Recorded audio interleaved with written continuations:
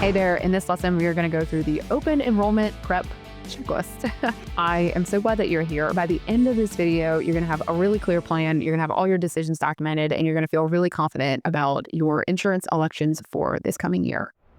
For our agenda today, we are first going to start off with reflecting and preparing for open enrollment. This will involve confirming the open enrollment timeline for this year, reviewing your current insurance elections from this past year, and then preparing for what future insurance elections and coverage you will need in your next season of life. And finally, we are going to review the steps on how to submit your insurance elections for this coming year and discuss qualifying life events for any changes that you may need to make outside of the open enrollment period.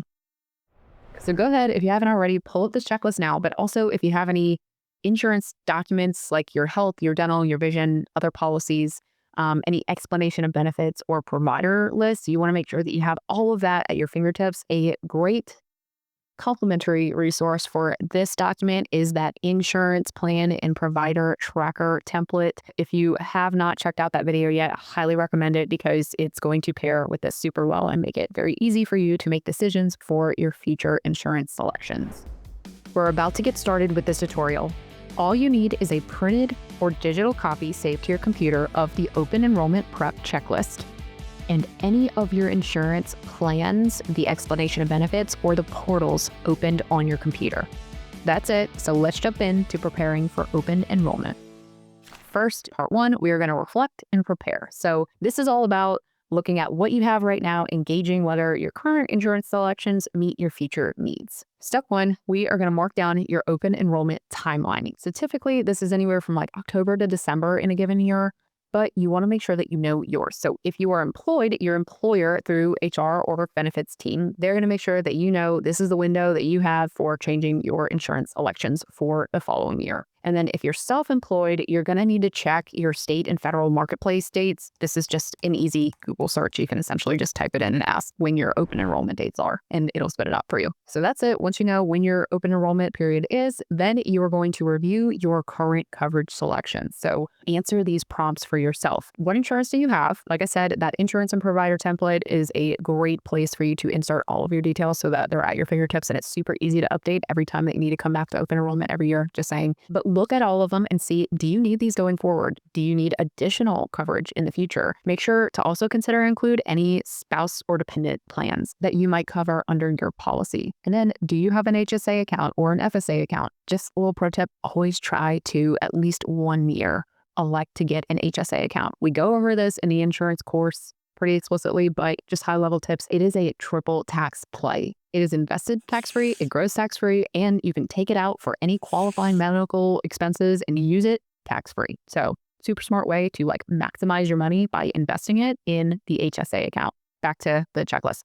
Look at, did your employer change? Did you either change jobs, get a new job? Did you start a new business? Did this event cause you to either update your coverage plans, policies, providers, or premiums? Sometimes this affects what you can choose for the following year. So make sure you just consider all of these details for your future plan elections. And then last is you want to look at your providers. Is there any certain providers or doctors or hospitals or specialists that you really must keep? Check if they are going to continue accepting your insurance plan. If not, flag that, but you may need to change either plans or providers in the future. So make sure that you're at least doing your due diligence to see if you can keep the same people, especially if you really like your doctor. So the last step in part one is to plan for the future and to look at your future insurance elections. You want to see, does your current coverage plans, do they meet your need in the next season of life? Or are there other voluntary benefits or insurance that you should consider for the next year? You always want to make sure, can you actually afford these premiums? But some examples of these changes could be, maybe you need more serious medical treatments. You know that for the next year. Maybe there's a surgery that you know coming up in the next year. So you want to change your insurance plans. Maybe you're getting married. Maybe you plan to have a baby. Maybe you have other child care needs or dependent care needs. Maybe you opt in to get a little pet of your own, or or you decide that you need home insurance or legal insurance or auto insurance, like all of these voluntary benefits may be in your open enrollment plan for your employer, or if you run a business, this is your opportunity to see, do I want to elect them here?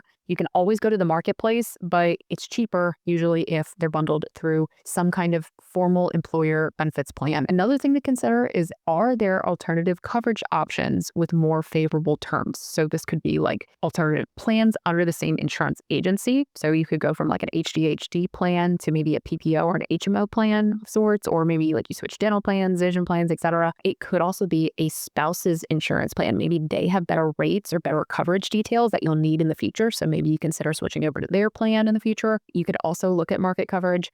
Market coverage is not typically as favorable in terms of like the rates and the premiums as an employer sponsored plan, but you can still check. And then, maybe even Medicare is right for you. And then again, you want to make sure, can you get an HSA? If there's any way for you to opt in for an HDHD plan where you can get an HSA, maybe there's other plans, but I'm pretty sure it's just HDHD. If you can get an HSA account, do it at least once. You have it forever. So you can always invest and add to it over time, and then that money just grows tax-free. And as you grow older and maybe you have more medical needs and treatments and stuff, you have this beautiful nest egg that's been growing at the market rate over time. If it's growing at 8%, you can have $65,000 to $100,000 just sitting there waiting to help you for any maybe future surgeries or treatments that you might need medically. And it's tax-free. I digress. Let me go back. So the next thing is, are there any premium deduction programs available? Ooh, this is a good one. If certain plans have these, you really want to look into them, because there could be reward programs and they're super simple. Sometimes it's like, go complete this workout and track it. Go eat these certain foods and track it. Go get this many steps in a day with like an Apple Watch or like a Whoop band or something like that. It could be go give some blood for a clinical research trial. It could be give some plasma. There's so many possibilities with this. Please do your due diligence of seeing, are there any reward programs? Because basically you're getting your insurance plans at a discount. So in the past, what I've experienced before is they've said like, we'll give you a month free off your premiums, or we'll give you $150 credit to your premiums, which is great. It's like free money to go and participate in something or do what you're already doing, like working out and eating good, and just logging it so that they can capture this information and use it for their own research purposes. But you get some money off your premium. So look at the different reward programs and see if they're right for you. Let's look at the action items from this section. First, you are going to confirm the dates for your open enrollment period. Second, you are going to answer all of the questions under the current insurance elections. Make sure to review the details of your current policies, providers, and health payment accounts. And third, answer the questions under the future insurance elections. Here, you will evaluate your future plan options to determine the best and most cost-effective option for your next year of life. Pause here if you need to take a minute and complete part 1. That's totally fine. But whenever part 2 comes, you'll be ready for actually electing your benefits. So I'm going to keep going, but like I said, pause if you need to. Part 2, electing your benefits. So this is where you are actually going to make your decisions and take action. Step 1, you are going to submit your insurance elections. So once you have chosen your plans that fit your needs, make sure to submit them before the open enrollment period closes. This is really, really important, especially if you are an entrepreneur or self-employed in any means. You want to make sure that you apply as early as possible. If the open enrollment period opens on November 1st, please try to make sure that you select coverage as soon as possible. Why? Because your insurance companies, especially if you are self-employed, they need to validate that they would actually be willing to give you that plan. They need to check some financial records and do some due diligence on you to make sure that you can actually pay for your coverage. Whenever you have an employer, it's different because they're like, oh, you have a W-2. But if you're not a W-2 employee, usually the insurance companies are going to want to do some due diligence on you. So if they deny you, heaven forbid that they do, but if they do, then you want to make sure that you have plenty of time to go and apply for other insurance programs as well before the window closes. Moving on, now we're going to make sure to update our beneficiaries. So double check everybody who's listed and make any changes if needed. This is actually usually not applied to your medical plans. Sometimes they can be. It's rare, but they can be. But any voluntary benefits like life insurance, sometimes it's with auto insurance, and sometimes there's a couple other different insurances which you can list somebody as the beneficiary to either reap or collect the financial gain or the assets that are involved with that specific insurance plan. You want to make sure that you have the right people in that slot with their names and information updated, because if you do not have the right people in there, or you have an old beneficiary who's like maybe not in your life anymore, that person legally has the rights to all of your information if you pass away unexpectedly. So you want to make sure that it gets passed to the right people. So just take the time to update any of your beneficiaries. I would say also do it across like any of your financial investment or retirement accounts too. Just take a minute to like do a sweep. Next, make sure that you save a copy both digitally and a paper copy of your plan names and policy numbers, your provider lists and your explanation of benefits, and all of your premium information. Again, just a tip, go and grab that insurance plan and provider tracker template, because you can store a lot of this information all in one place there. And then it's very easy for both of these documents to help make your open enrollment process so much easier and more seamless next year. And then you want to just add a couple calendar reminders for the upcoming year, since you're doing this a couple months ahead of time, but your insurance is going to kick in the new year.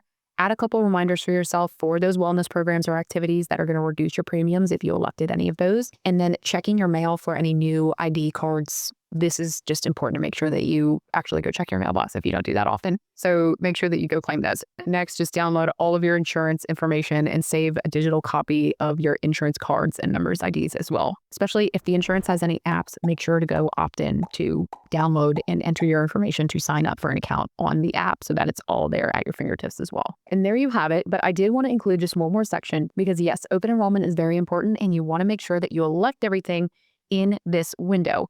But sometimes life happens, right? Or maybe you don't expect it, but you get engaged and then you also decide to get married next year, or maybe you get pregnant, or maybe you adopt a child, or maybe you take on another qualifying dependent as somebody that you are going to be the primary financial provider for.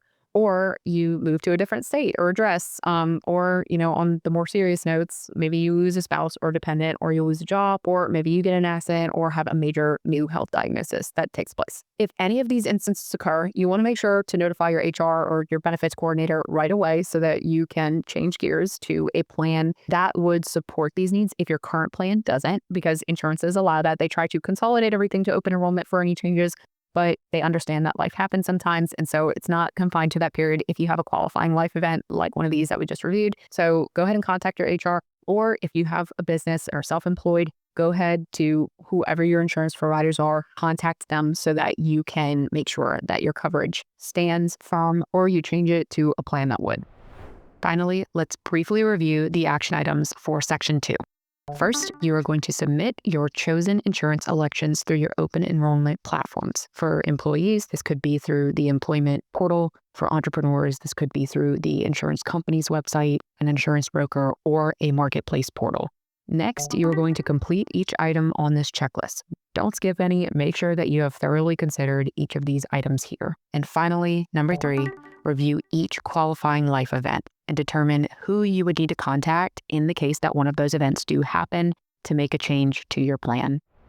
Let's review your takeaways from this exercise. First, you confirmed your timeline for open enrollment. Knowing that, you reviewed your current year's selections and evaluated their standing to determine your upcoming year's selections. And finally, you were able to actually submit and elect your benefits for the upcoming year. Okay, that's it. You've now completed your open enrollment prep checklist. And this simple process, I know it's like very straightforward, but as you are going through these steps, the idea is that you're setting yourself up for success. You're protecting yourself, any family members who are under your insurance plans, and your finances. Make sure to save this completed checklist in a safe place for next year whenever you need to do this exercise all over again for next year's open enrollment. Great job. Good luck with open enrollment. Thank you for being here, and I will see you in the next video.